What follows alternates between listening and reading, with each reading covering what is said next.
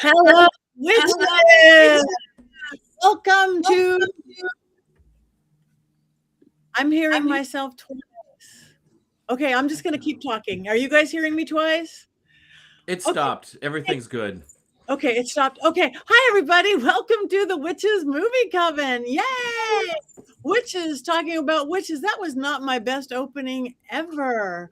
But grab your goat, grab a drink, grab some killing machines from ancient Vikings, because we're talking about how to train your dragon. Because the good part of this is we are celebrating Jason's birthday. So everybody, let's happy birthday, Jason! Yay! My name is Patti Negri. I'm one of your hosts. You might know me from the Witching Hour or from different television shows or events and live events. But this is one of my favorite places to be and things to do is here with my movie coven. Let us start with Courtney. That's me, Courtney Buckley, Ghost Bait on Scared and Alone. I missed you guys a lot. I was not feeling my best last week. But I'm back. I'm ready to rock and roll. And happy birthday, Jason. Thank you. Richard-Lael. I am Richard-Lael. Richard-Lael is one name, not two. If I were just Richard, I'd be a penis. I say that because I wanted to change it up since Jason Mankey said last week that I say the same joke every week. I am a psychic and a medium. However, I used to be a psychic and a small because I gained some weight. That being said, I do tell the same jokes every time. I am known as the gentleman psychic. Anyway, I am here in New Orleans. That's me, Richard-Lael. All hail. Thank you. You threw him for a loop, Jason Mankey. I apologize. I didn't think that we remembered things from week to week on this show, other than the killing tree. Other than and the witch who came from the sea. Let's yes, move those are the only important things. And dragonly dressed Heather Greene. Hi, I am Heather Greene, and this is one of my 3 dragons that are joining me tonight that I have trained. And I am the author of Lights, Camera, Witchcraft. It's a definitive guide of witches in witchcraft in American cinema and television. And I am a journalist as well, covering all things occult, and a editor at Llewellyn Worldwide, working with wonderful witchy and occult authors like some of the ones in our chat and that are here. I think Patti is smiling. She's going to show off her book because she's one of these Llewellyn authors. There it is, Dollcraft. And of course, and Jason is also a Llewellyn author, and he did not say it yet, but hold on a second. Let me just show off his book collection. Hold on.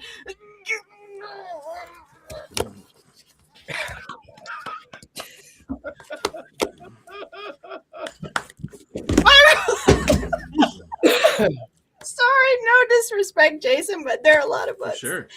It's a lot of stuff. These are all literally of Jason books that he's published, and we're here to celebrate his birthday. So I thought it was appropriate to bring out, he isn't lying, 10 books. Some of them are on the floor at this point. 10 books. So congratulations, Jason, and take it away. Thank you very much. And speaking of Jason, we saved the very best of the day for last, the birthday boy himself, the man of golden locks, Jason Mankey. I am Jason. I don't need to talk about the books. Heather showed all 10 of them. I can't even lift up all 10 of them at my advanced age. So that's very impressive. She's still going through them. Yeah, what else is there to say? Everybody's been so nice today. This won't last from week to week, but I'm going to take it today. It will not. It is your birthday. And because it is your birthday, you picked the movie today, which is How to Train Your Dragon, the original from 2010. Yay. And hopefully you all saw it. I'm just holding back everything right now, I'm sorry to say. But just in case you didn't see it, Richard-Lael, do you have a complete, thorough, unbiased synopsis of this lovely film? I have something. Oh no. How to Train Your Dragon. Let me see. A week weighing 98 pounds.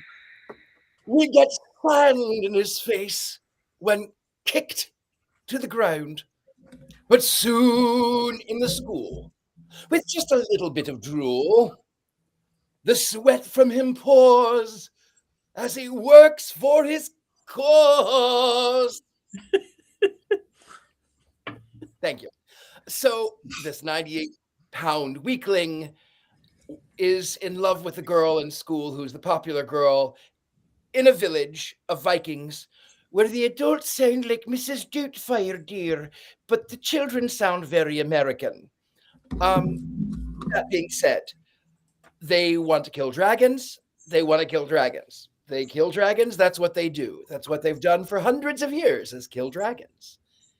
And then the weakling, who weighs 98 pounds, whose father, of course, is the king of the village, whose mother is deceased because, of course, it's a cartoon, so mothers have to be deceased. Anyway, he injures a dragon, and instead of slaying the dragon like a brave Viking warrior, he cuts the dragon free, but only finds out that the poor dragon has injured its tail fin and cannot fly properly.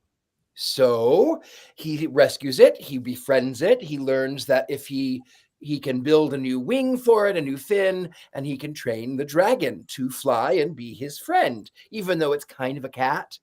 Long story short, he trains the dragon.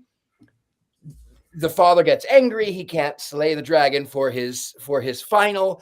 The father finds out that he's been harboring dragons, that he's not a dragon slayer, but a dragon tamer, and they then decide they're all going to sail their little boats across the sea to find the island, the nest where the dragons live, and they're going to slay all dragons. Then, of course, the little boy does something that is unpredictable and crazy, and he takes the dragons and the bullies from the school, and they all go and fly, and they save the dragons, and they save the father, and they save the village. And then he gets the girl in the end, which is sometimes the best place to get a girl. Oh, wow. That was our being OnlyFans show. That being said, Jason Mankey did a most wonderful little story about me, so I will tell a little wonderful story about Jason Mankey. What I have learned, not only from tonight's film, but from Jason Mankey, is that everything can be magic. If it says Odin one time, it's magic. But Jason is also incredibly knowledgeable. He has written not one, but 10 books. 10 books. I wish that I could get my words on paper. I've been working on one book for 10 years. So it doesn't really add up, but Jason Mankey has done 10 books in however many days it has taken him to write them, because he's brilliant. He could just do that. He's magic. Jason is magic. That being said, Jason is also one of the kindest individuals that I have ever met. And I also love the fact that Jason Mankey knows that when people say things, he knows who he is. He is not one who is prone to over emotion when it comes to negative things, but he is kind, he is wise, he is funny, and he chose tonight's movie. So because of that, well, I love Jason Mankey. That's all I'll say about this. Thank you very much. I was close to tears there, and then the last line. Yeah. Okay. And again, now that we have the complete storyline, but there might be a little bit of more information we could put together. Thank you guys we will get to all of you in the chat room. Keep stuff up. Just want to answer before it goes. We are not all Satanists. We are all witches. We claim different things along the way. I don't know where that question came from, but we are not all witches, we are all witches, but we are not all Satanists. You have to guess. Satanists, not Satan. No, I did. All right. So, but moving back along to where we belong, Miss Heather Greene, is there some more things we could add to that thorough information about this lovely film? Sure. Well, first, let's just talk about the basics of the film. So it came out in 2010, It's the animated version, not the live action. We'll talk about that later, potentially. It was created, or it was produced by DreamWorks, a newly developed in the 1990s, created by Katzenberg, Spielberg, and Geffen. So you see a Disney influence, of course, with this. And this is one of their successful films. Of course, they started in the 90s. And at this point, they were fairly successful, or very successful. This was written and co-directed by Chris Sanders, who was known for Lilo and Stitch and had a lot of animated films behind him, as well as being a Disney, having the Disney background. A lot of animators that were successful in the 90s, even into the 80s, if you think about Don Bluth, a lot of them did have that Disney training because that was the standard bearer. And Chris Sanders, and then Dean DeBlois, he also had that background also with Lilo and Stitch and a number of other things, and then eventually went on to direct and write. Both of them wrote, but direct and write, and being the creative genius behind the second, third films, as well as the franchise itself. The film was $165 million to produce this first one. It has since made over $500 million, a huge blockbuster, a huge success. The subsequent films, which I'll talk about in a minute, have made more, but you have to adjust for inflation. So this being the first film, it did very, very well. And it launched number 2, number 3, and all the other things, which I'll mention in a second. So we had a very successful film. And it was, what are the origins? Number 2, Cressida Cowell. You have to speak about her and the original book series. So the original book series started, let me see the date, 2003 was when she started writing these. There's 12 books. They're written for children about training dragons and a number of other things. Now, why did she write these? So she spent a lot of her childhood on what she calls a inhabited island, west or northwest of Scotland. And there wasn't a lot there to do. There wasn't electricity in the home she stayed in, and she was left with the imagination of the caves and the nature around her that she explored, as well as she says her father told her a lot of mythological stories. So there she is as a child growing up with this, and that is what propelled her, inspired her to create the stories about mythological beasts, stories about old Vikings. All of that stuff came from the imagination she had as a child on this island of Mull in northern Scotland, or west of Scotland. So that is the origins of it. There are 12 books. I'm just looking to see if there's anything interesting. She is still alive. She lives in London. She's still writing. She's written a ton of other things if you're interested. But the books are very good children's books, and there are 12 of them. So I can definitely say read those. I'm looking for, so what happened after that? So we have the origins. Now let's see what happened after this movie. So it was very successful. So we had this one in 2010. We had How to Train a Dragon 2 in 2014, which is where there's a dude who's trying to kill the dragons, which they have to fight, and then the mom and all that. And then we can get into the plot of that. And yes, I've seen them all. How to Train a Dragon 3, Hidden World, is where they find the Light Fury, and our main character, our Night Fury, adorable guy, finds a girlfriend. All 3 of these films were offered or were up for nominations. Best Animated Oscar. None of them won, but they were up. That's how good they are. It has had short films, 6 of them. It has had the remake of 2025, the live action remake, and we can talk about live action dragons, like live action Lion King. We can talk about how that works. I can already see the eyes rolling in some of you guys. There is apparently a sequel to the live action dragons coming out in 2027. There have been TV series, DreamWorks Dragons, from 2012 and that early through 2023. There's been a number of series. There are theme parks. I don't know, Jason, did you go to one of those theme parks? I think did. it was open. We can talk about that. Yeah. Yeah, we'll talk about it during the show. Yeah. So there's 3. No, there's theme parks. You can tell us about that later. There are video games. There are live shows. This is a behemoth. It has its own gravitational field. That's how popular this property has become. So next I want to talk about some of the characters, voice actors. Jay Baruchel, we saw him. He plays Hiccup. He is not in the live action version, but we did see him in The Sorcerer's Apprentice. If you guys remember that a few weeks ago, we talked about that movie. Oh, wait a minute. Did I hear something? Oh, sorry. It wasn't me. Okay, so I thought I heard something. So The Sorcerer's Apprentice, he was there. He's also been a bunch of other movies. You might have noticed Almost Famous, Blackberry, and a number of other comedic films through the times. We also have Gerard Butler, who is Stoic, the dad. He also plays the live action dad in the new movie, 2025. You might recognize him from The 300, or I do have to put this in. He is the Phantom in Phantom of the Opera, the movie, which I did not realize until I looked that up. So, wow, we may be having to watch that on the show because musicals. America Ferrara, Astrid, when I think about her, I think of Sisterhood of the Traveling Pants. For some reason, I will always remember her in that movie, but she was also in the Barbie more recently. She was also in Ugly Betty, the TV show. So she's a recognizable face.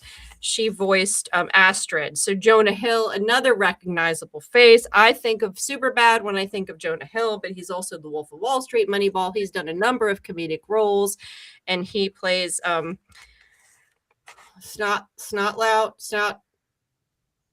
the brother. Where is he? Snotlout. Yeah, that's it. And then Kristen Wiig, we'll talk about her next. Rough Nut, she's the sister. She is obviously got her start on SNL, and she was, I think of her in Bridesmaids, tons of comedic roles that she's played, as well as Martian, non-comedic roles. I also recommend she's in Masterminds. If you have not seen this movie with Zach Galifianakis, you must watch it. It is absolutely hysterical. One last mention, David Tennant. Not everybody knows he's in this. Everybody loves him. Spitlout.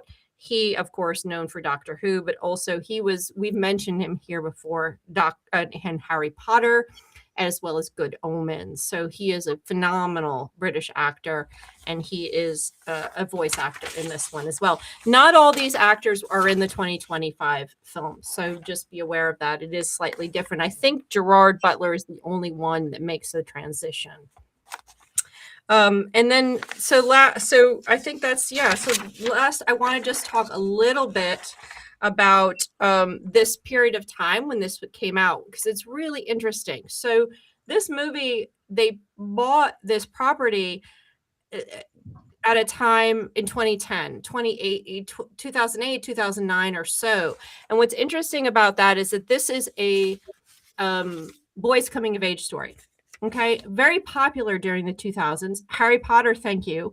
So this really was riding on the popularity of looking for something that's going to appeal to young people the way Harry Potter did. The story of this young boy fighting against his dad, his parents, missing parents, finding love in this mystical universe, in this metaphysical, this world, this magical world.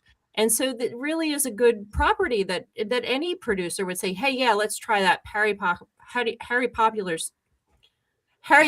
is popular, so let's do this. So this really kind of sat really nicely there. But what's interesting about it is that it was perfectly timed. They didn't mean it. It didn't happen on purpose. But if you think about it, in 2010, it comes out, right? Okay, this is going to ride the waves of the Harry Potter craze.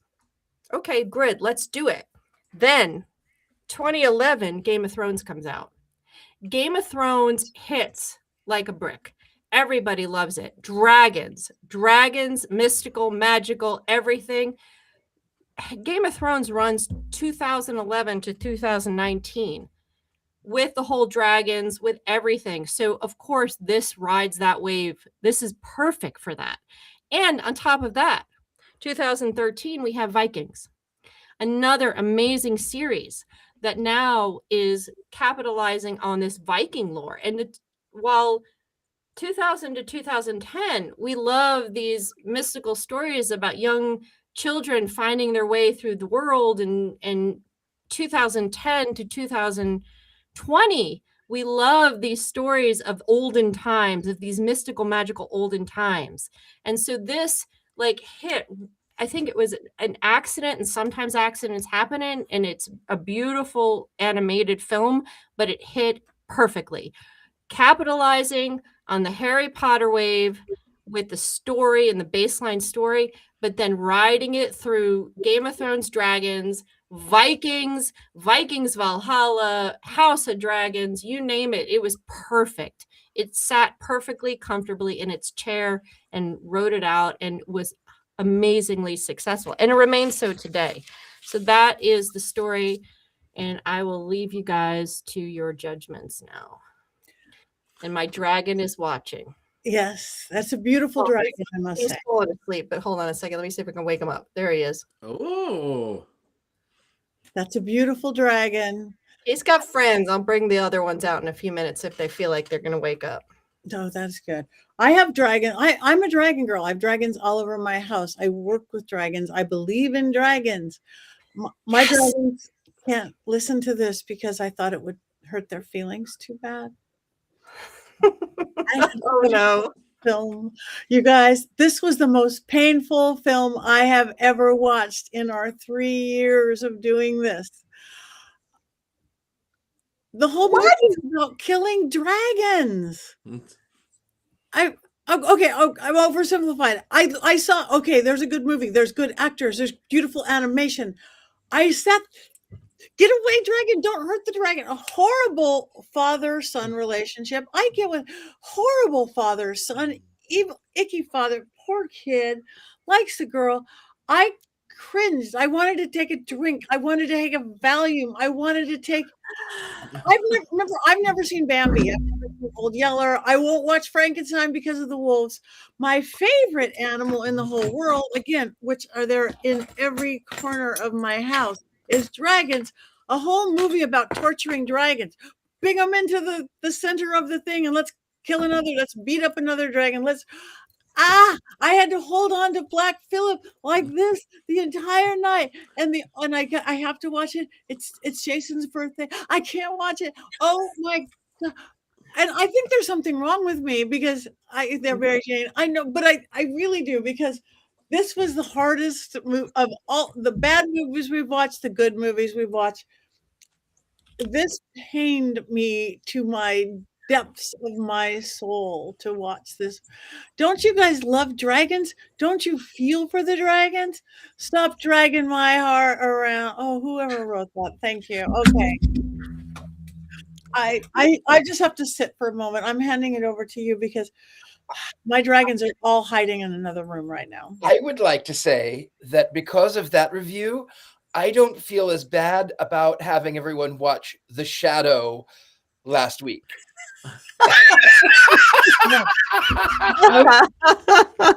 I was just going to say, I no longer, not that I did before anyway, but I no longer carry any guilt for making anyone watch The Killing Tree or talking about it all the time.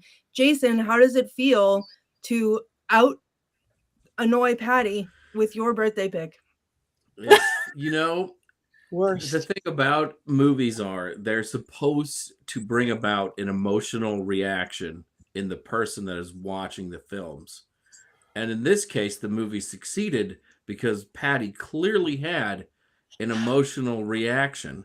And by the end of the film, when they had stopped hunting the dragons and everybody was happy, I am sure that her heart was full of joy and relief and probably a little bit of happiness that everything worked out okay on the island of Berk.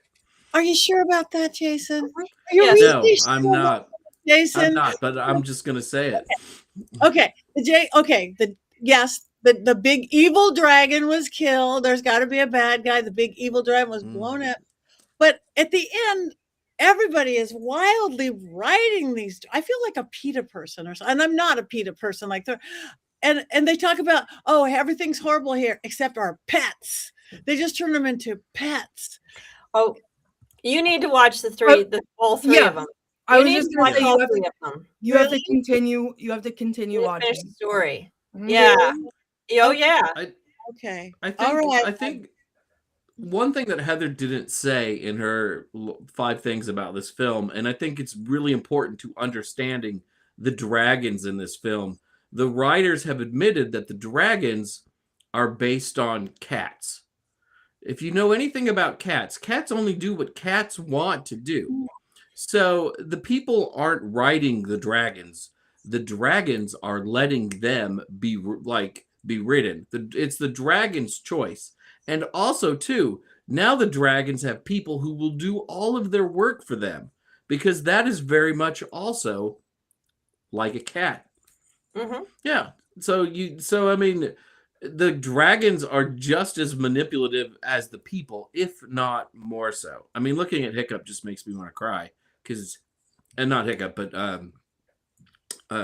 Toothless. Every time I see Toothless, I want to cry because it reminds me of my cat so much. But because again, the dragons are cats, and you have to look at the whole movie through that lens of the dragon being. Okay, so a movie about killing cats. Great. Well, All the dragons by the end, all the dragons love their humans. Like they pick their humans, and they're all living in harmony.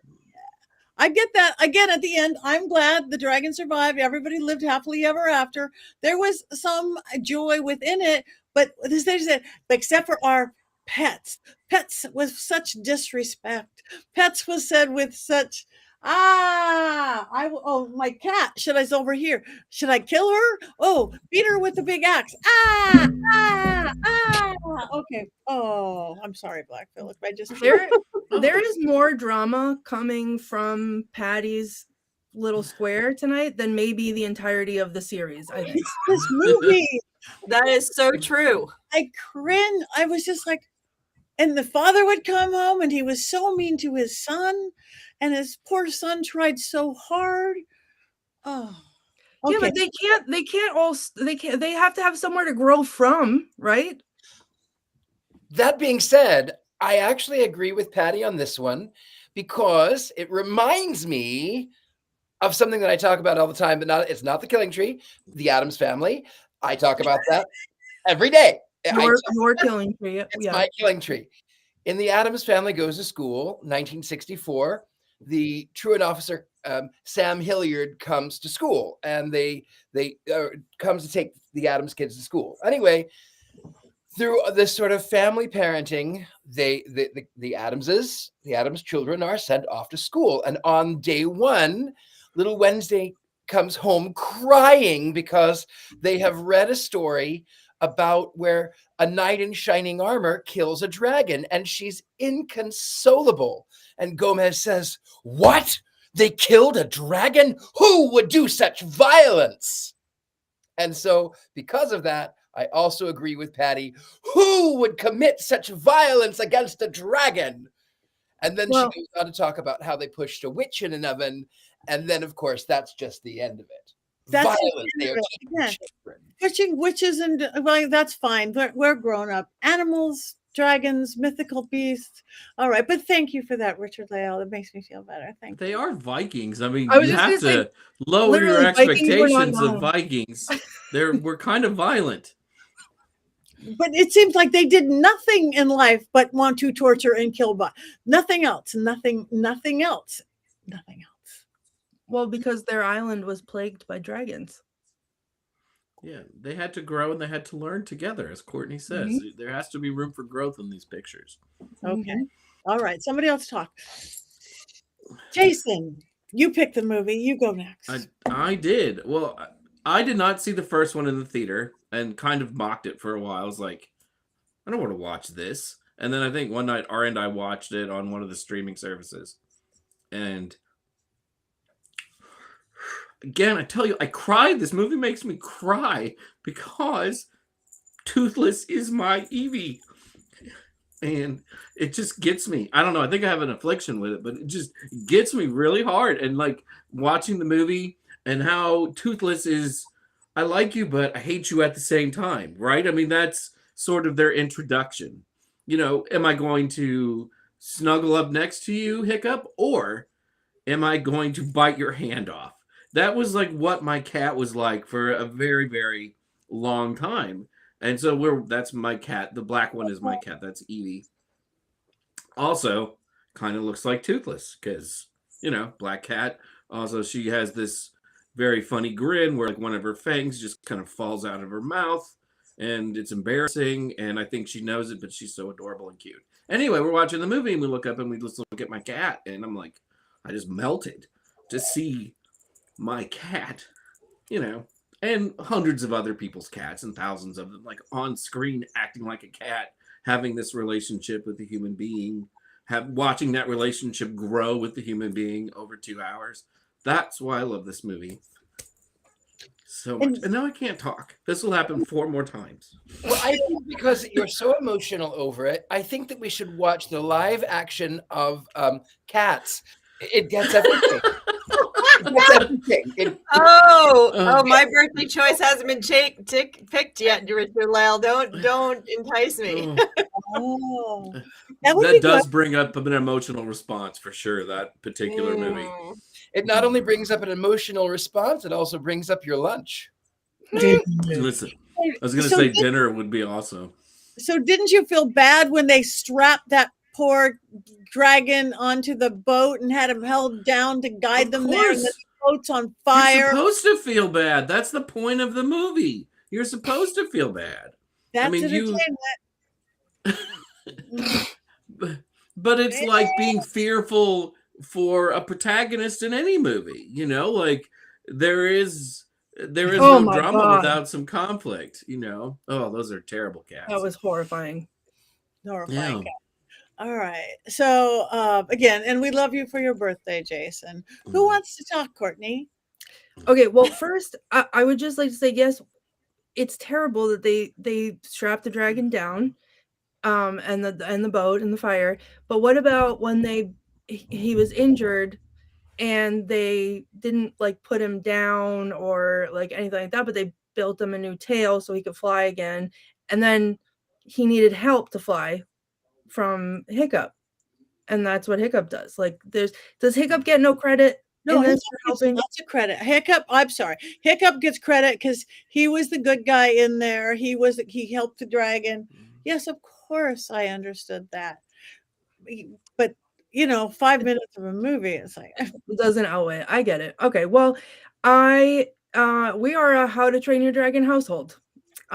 Nathan was born the same year this movie was born.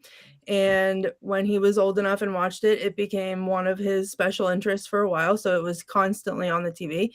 I haven't seen the new one because live action version of it feels, like Heather said, like the live action Lion King, which feels like there was no point to.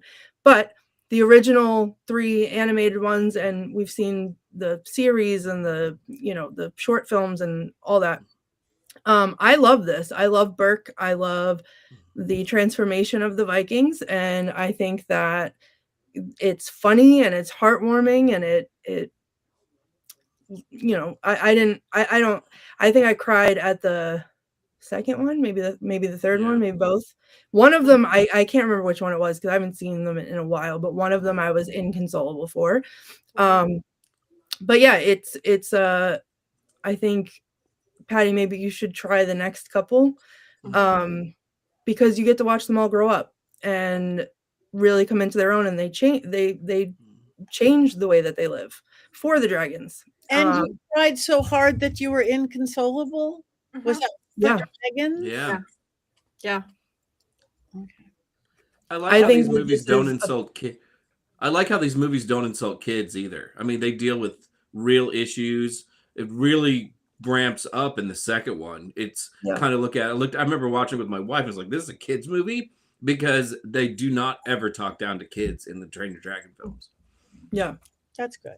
And I think it was one of Nathan's had a lot of special interests in his life, and some of them I'm more fond of than others, or more interested in partaking in than others. But this one was one that I was happy to. I made him like a I did a lot of crafting. I made him a room sign for his door with his name in it, and I did the like the toothless like circle symbol, and I like wood burned it. Like it was like it like took over our whole life. We had the toothless Build-A-Bear. We had all the action figures. I was constantly stepping on dragon saddles everywhere in the house. So yeah, I'm with you, Jason. I love it. No notes. Couldn't have made it better. Can I jump in there and also say we are also a How to Train Your Dragon family. My kids were the perfect age when this came out. We had a 9-year-old, 7-year-old, and a 3-year-old, and this came out. We saw it in the theater, and I watched all 3 of them. And if you have children, you understand when a kid loves a movie, how many times they watch it. Mm-hmm. So I've seen the first one, I don't know how many times, and then the other 2 as well, because I watched the movies at least once with my kids when they were interested. And I have a really fun story and a touching story about this, and I'm going to have a little show and tell. So when this movie came out, my kids were really into dragons. They had read all the books, Rick Riordan, they were all into all of that stuff, right? So this movie comes out, and they were so into it, they got sometime after that, they went away for the weekend with their grandparents. And I had seen the movie with them, and I had said how much I love Toothless. I'm like, oh, I want a Toothless. I'm going to have a dragon when I grow up. I'm going to have a dragon. I'm going to have a dragon just like Toothless. I used to tell them all that. So they went off with their grandparents. They come back from a weekend with their grandparents, and they are so excited. They come running up to me, and they hand me this. They hand me this little guy. And I'm like, they said, now you have a dragon. Now you have Toothless for you, just like you always wanted. Well, apparently, this Toothless was inside one of those claw games. And they took all of their coins that they had at their little arcade, and they spent the whole time, their grandparents told me later, trying to get this Toothless out of the claw game just for me. Oh, He's my two oldest. And they spent all these hours. They're like, we couldn't get them away from the claw game. They would not leave it until they got the Toothless for you. So they gave me this little Toothless. And they said it needs to be on your bed to take care of you. So I put it on my bed. And it gets better. So I put it on my bed. This was 2010. And it sat there on my bed and made my bed. Toothless would be there. Toothless is always on my bed. And then at some point when they were in high school, I moved Toothless to my office, and they realized, and one of them realized, where's Toothless? Why isn't he on your bed? Well, he's in my office. He'll be fine. They tell the other ones, they get angry. Toothless needs to be on my bed. So now my kids are in high school and going into college, insisting that Toothless is on my bed. Of course, you know, my current partner, he moves in. He's like, why is there a stuffed animal on your bed? So I had to tell him the story. So Toothless has been on my bed. Here he is.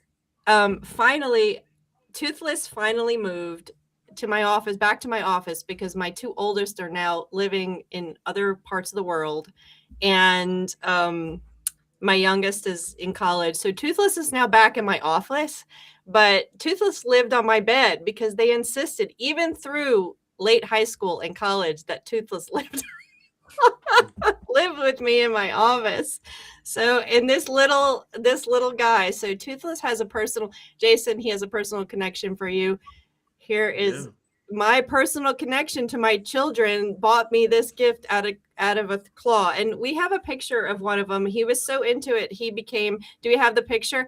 He wanted to be a Viking. There's my oldest child. The year the movie came out for Halloween, he had to be Hiccup. So there was his Hiccup costume, and he said it was okay to share that with him. He's now in Japan, so he's probably not watching, so that's fine. But yes, we this was a big thing for us, all the dragons and everything. And so this is my Toothless story, my little Toothless guy. sweet. Thank you. I love the costume, but as an historian on that, every time I see a Viking horse, I laugh because it's 19th century. It really came about in the Ring Cycle Wagner. Da da da da da da da da da da da da. But that didn't happen.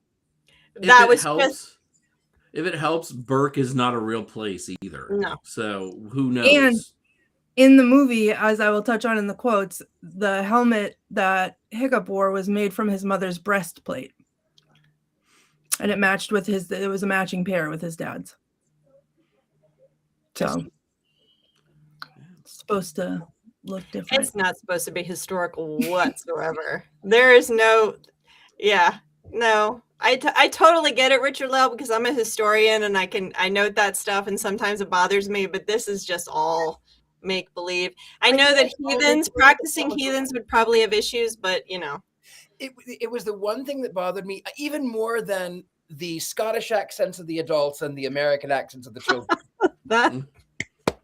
I noted that, but I was like, you know what? I can let that go. And then I read why they had it was a casting choice that fell through. And then they were like, well, it symbolizes the old world of the parents and the new world of the youth. But they all sounded like Mrs. Doubtfire. So I don't know. Thank you. And that's all your thoughts on the film? That's all my thoughts. It was definitely, I could see a cat. I love cats. I could see the cat. Not those cats. Stop showing those cats. That's Those offensive. We have to Those watch cats. that movie. We definitely have to have that on the schedule. I was actually a little bit, I had to pause, and then I went and made myself some dinner, and then I came back and I was like, why do I still have an hour on this thing? I wanted to love it. I really, really, really, really, really wanted to love it. I thought it was cute. I liked the end where they were happy. I didn't love this movie. It's okay. We all like different things, and I think that's nobody fine, last right? week liked Dark Shadows but me. So that movie was just bad, though. Nobody. Yeah, but I knew it was bad. It's Only okay. I'm not even sure Alec Baldwin likes that movie. This one was worse. No. Imagine. Oh. I'm just gonna say no to that one, Patty. I I love you, Patty, but no. I love you, but no. It just hurt. The other one hurt in a different way, a different kind of cringe. This was a painful, violent cringe. You have to watch, Patty, really watch, because the point of this movie was to stop what you're talking about. The point of this movie, Hiccup wanted to stop and make peace with these animals. And they have to get through the difficult part. And there's more of that in the second one. But if you can get through to the third one, you can see how Hiccup supports the freedom of the dragons and wanting them to live their own lives and lets all the cats free in the backyard and be feral and all that stuff, which is what the third one is all about, is finding the hidden world where the dragons come from. And oh my goodness, when Hiccup finds his girlfriend, I was all about that. I'm like, oh my goodness, can I be a Light Fury? I want to find my Night Fury and just live the rest of my life happy in the hidden world. It's just so sweet.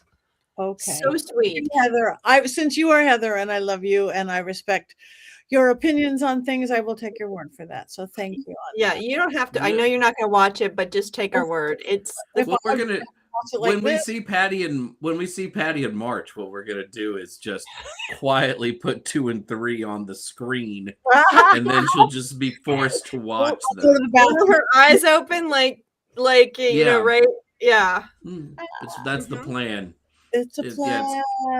So Higonicon will turn into How to Train Your Dragon Con. Train your How to dragon. Train Your Patty. Okay, well, I love you guys so much, so we'll do it. All right, do we have any quotes on this film? Boy, do we. So I'm going to start with the beginning, which I think is a great introduction to Burke. So Hiccup says, "This is Burke. It's 12 days north of hopeless and a few degrees south of freezing to death. It's located solidly on the meridian of misery. My village, in a word, sturdy. It's been here for 7 generations, but every single building is new. We have fishing, hunting, and a charming view of the sunsets. The only problems are the pests. You see, most places have mice or mosquitoes. We have dragons. And then that changes because he says it again at the end. And I know he says pets, and Patti takes offense to that, but it changes, his whole viewpoint changes, which I think is pretty cool.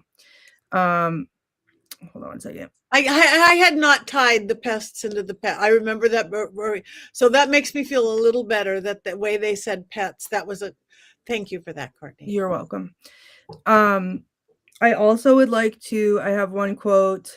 Let me find it. Jason said, I think before we were on air, that he didn't know that we remembered things from week to week except for the killing tree. And Jason, I remember year to year. So as a callback to your last birthday film, one of the quotes that I chose was Gobber said, "Beard of Thor, what is that?" And then Stoic says, "Odin, help us," which, if you remember, Anchorman, which I proved beyond a shadow of a doubt is a witch movie. They also mentioned Odin and Thor in that movie as well. So just to call back to Jason's last birthday. Okay. So Hiccup and his dad are arguing, and he's trying to say, his dad's telling him he has to kill dragons, and Hiccup is saying he doesn't want to kill dragons. He can't kill dragons. He's not going to kill dragons. And Stoic says, "This is serious, son. When you carry this axe, you carry all of us with you, which means you walk like us, you talk like us, and you think like us. No more of this." And Hiccup says, "You just gestured to all of me." And that happens multiple times, which I think is funny. But we move on from that. Yep, it is.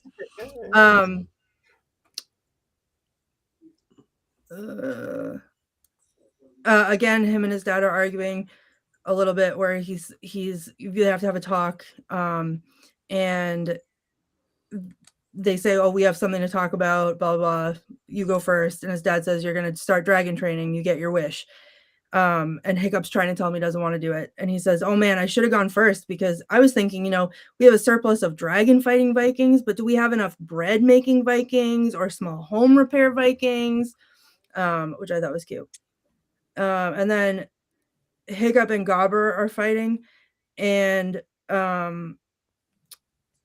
again, Gobber says, "Hiccup, if you ever want to get out there to fight dragons, you need to stop all this." And Hiccup says, you just pointed to all of me. But this time Gobber says, "Yes, that's it. Stop being all of you," which is pretty funny. Gobber and Hiccup again. Gobber says, "Oh, nice of you to join the party. I thought you'd been carried off." And Hiccup says, "Who, me? Nah, come on. I'm way too muscular for their taste. They wouldn't know what to do with all this." And Gobber says, "Well, they need toothpicks, don't they?" Stoic says, "When we crack this mountain open, all hell is going to break loose." And Gobber says, "And my undies. Good thing I brought extras." And that made me think of Patti's dragon power panties. I have dragon power panties, or I had dragon power panties. Yes. I also had Patti's dragon power panties, and I wore them on investigations where the same thing happened. Okay, Stoic presents Hiccup with his helmet and says, "Your mother would have wanted you to have it. It's half of her breastplate." And Hiccup immediately takes it off. And Stoic taps his own helmet and says, "Matching set. Keeps her close, And then one that I thought was really poignant was Astrid and Hiccup. And Astrid they're talking about, the whole situation. He can't kill the dragon. And first he says, "I couldn't kill the dragon." She's asking him why he can't kill the dragon. And he says, "For the love of, I was a coward. I was weak. I wouldn't kill a dragon." And she said, "You said wouldn't that time." And he said, "Oh, whatever. I wouldn't. 300 years and I'm the first Viking who wouldn't kill a dragon." And Astrid says, "First one to ride one though. So?" And Hiccup says, "I wouldn't kill him because he looked as frightened as I was. I looked at him and I saw myself." And then Hiccup says, "Most people would leave, not us. We're Vikings. We have stubbornness issues." So those are my quotes. Happy birthday, Jason. Yay, Jason. Great Odin's Raven. Great. Jason's birthday. All right, Mr. Birthday Man, Mr. Mankey yourself. Do we have the Mankey movie moment? We do, but before that, though, I want to talk about Burke. So last year, Universal Studios in Orlando opened up a new theme park called Epic Universe, and it has 5 different worlds within that universe, and one of them is Burke, and it's the biggest there, and it's the best there. It's so immersive. You see pictures of it right there. Just absolutely beautiful. It has the most rides. The score of the movies plays throughout the park in this little world, and the score of these movies is terrific too. It was nominated for Oscars like it should have been. And if you ever get a chance, it's just really terrific. You can actually meet Toothless if you want to. They have like a full animatronic Toothless, but the line to meet Toothless is 2 or 3 hours long at all times of day at the park. So I did not get to do that. There is a live action movie though, like not movie, but like play that they do at the park. And there's a Toothless that flies like onto the stage above you and you see Toothless, and it's pretty epic. Like I got to see like a real Toothless in real life fly above me in a theater, and it was pretty cool. So if you get a chance and you have hundreds of dollars to waste, you should go to Epic Universe and you should go to Burke. You don't have to go to the Harry Potter land. It sucks. It's Burke that is the magic, and it's the best. So with that being said, the sun is shining, but the ice is slippery. That's a phrase that is not in How to Train Your Dragon, because this is a good movie. It's not a perfect movie, but it's still good, maybe even great. And a lot of the reason it's great is because the dragons are based on the behaviors and quirks of cats. There are some people who think that dogs are humanity's best friend, but those people are wrong. You see, cats are superior because cats give us a purpose in life, and that purpose is to serve cats. When cats are hungry, they will let us know by demanding food, and most often they will demand a particular type of food, especially if you are out of that particular kind of food. Cats are affectionate creatures when they want to be. On a cold, dark January night, there is something comforting about a warm, furry cat in your lap, and get your head out of the gutter. But it's not up to you when the cat will arrive in your lap, or even if it will arrive there at all. And the optimum time for a cat to crawl into your lap, by the standards of a cat, is about 3 minutes before you plan to start getting ready for bed. During those 3 minutes, the cat will remind you of how adorable it is, while also making you feel guilty for getting up and moving it out of your lap. If you are wearing a sweater you don't want to get cat hair on, the cat will inevitably crawl up your sweater to leave as much of itself on that sweater as possible. Haven't you always wanted a sweater made from breathable cotton and assorted cat hairs? Of course you have. As their servants, we are responsible for taking care of cats. And that means cleaning up their stinky poops and extra stinky pees. And if you don't do enough of this cleaning, your cat will let you know by leaving a present for you outside of their litter box. Yes, the cat knows it could have pooped in the box, but it also knows that you will clean up the poop and then probably give them a can of tuna. As creatures superior to us, cats have no qualms, worries, or hang-ups. You cannot embarrass a cat because, again, it is better than you. That is why cats are completely comfortable licking their own butts right in front of a gaggle of spectators. And when they are done licking their butt, the cat might demand to be petted as the king or queen it is. Perhaps it will also grace to lick your hand or chew your hair using the tongue it just used 4 minutes ago to clean its ass. Oh, you could only be so lucky. Cats are entitled to 18 to 20 hours of sleep per day. You and I, as their servants, are entitled to much less sleep because we have duties to attend to. Perhaps you will need to fill up a food bowl at 4 a.m.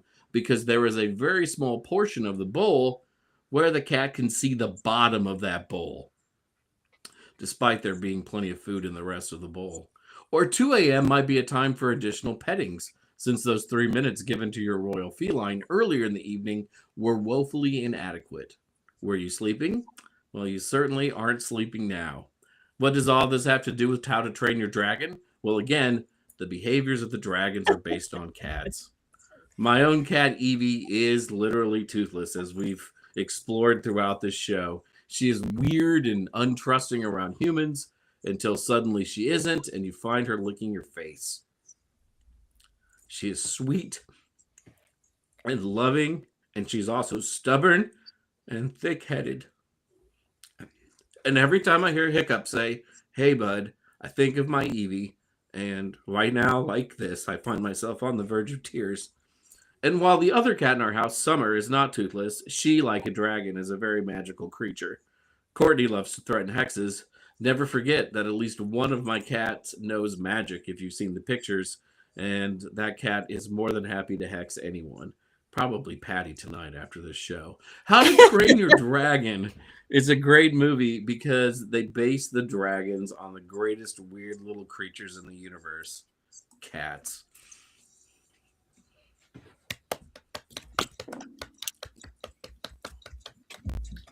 I couldn't tell jokes about this movie. I love it too much. Ooh. That was beautiful. Oh.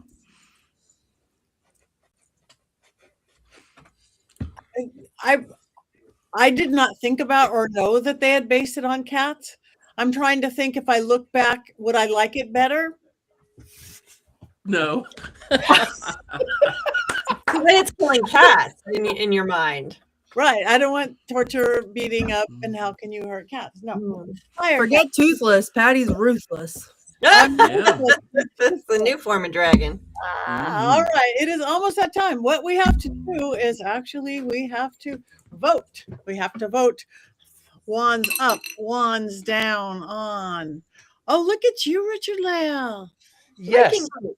It's actually a Viking salt. boat. It's a salt boat. So you're supposed to put it's vintage. It's probably from about 1910. It's pretty. It holds a lot of salt, but it doesn't float in water, just like this movie. So Pretty. does that mean that this is your vote, Richard-Lael? Are you like in because it's not down, right? Are you It's like neutral. in the middle? It's a neutral. Okay. It's a neutral. Right. It wasn't the worst thing I've ever seen, but it was okay. To quote Heather Greene, I didn't mind it. I didn't like the dragon killing part, but I didn't mind it. It was overall, I like kitty cats. It was okay. So in the chat, everybody's wands up, and out of us here, Courtney's up, Heather's up, Richard-Lael's neutral, my wand is up, and Patty's not here. So it's pretty unanimous that most everybody at least kind of likes this movie. Fantastic. Also, real quick, I would just like to say I'm also giving a wands up for the death glare. I don't know if anybody caught it, but the death glares that Patti was giving out, looking at not at Richard-Lael. I watched her eyes, and she looked at me. She looked at Jason. She was like this. She looked at Richard-Lael, and she was like, and then Heather. I think this is the first time we've seen this much aggression against the movie in what 3 years? Patty, wands up for Patty's glare, death's glare. My death glare, and hopefully you'll never have to see it again. But if you do, you will now recognize it. Now, I was not straight down. I went this because I do know it's a good movie. I do know it was well put together. The animation, the music, the voice acting. It was just painful.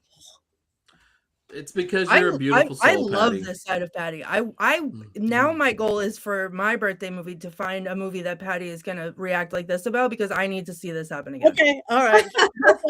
Oh God. Oh, How to Train Your Dragon 2. Here we come. This is right up there with Richard-Lael telling us Valentine's Day was his favorite holiday. It's one of those things that's going to sit with me here. Like, I have to sit with this. I can't relive that moment. We will sit. So it's almost to the end of time. What are we doing next week? Stranger Things. Oh, that's right. Stranger Things. I have been binging. So everybody go binge on Stranger Things. Any specific section? See, just the whole thing, right? General. As much as you can watch and stand. I've watched a few episodes from before, so I'm going to be doing what Jason Mankey accused me of doing and going to Google. Just Don't because. worry, Richard-Lael, so will I. We can even read it together at the same time. Bonding. It'd be a bonding. We'll have words next week then. It'll be a fun show. Thank you, guys. It is that time. Please come down. Please tell your friends. Please go to Mystery Control and buy T-shirts like "That was the worst movie I've ever seen" or whatever our quotes are along the way. You can have a Richard-Lael pillow. You could have cloaks and dragons. You could have your very own Black Phillip. You could have your very own Bling Phillip. And everybody needs one. You could beat it up. You could kill it like a dragon. You could do whatever you want. You could even buy dragons on Mystery Control. We have a whole new dragon section on Mystery Control. So please go there. Please like us. Please follow Dragon Collection right there. Like us, follow us. Be kind to your dragon. Be kind to your cat. We have one more thing to do. 1, 2, 3.